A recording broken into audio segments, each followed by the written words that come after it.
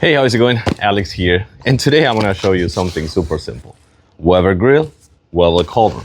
We know already that Weber produces quality, so I'm not gonna talk to you about the quality and everything because this is Weber, so we already know that this actually has really good quality. I'm just gonna show you how it fits on your 22-inch Weber grill, and that's gonna be it because we already, was that a paper? Yeah. So we already know how this quality is gonna be. So if you have a grill that you're gonna keep outdoors, make sure that you get the Weber grill cover, which is exactly for the Weber grill.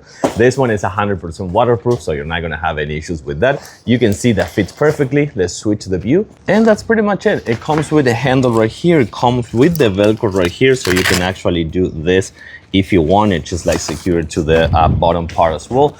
And I have to say that this thing, sorry about the wind, by the way, it's a very windy day. What you can also do is just make sure that this one is fitted on the wheels and everything else. I like it, I love it. It's Weber, it's not a mister, it's good quality, and it fits perfectly on your 22-inch Weber grill.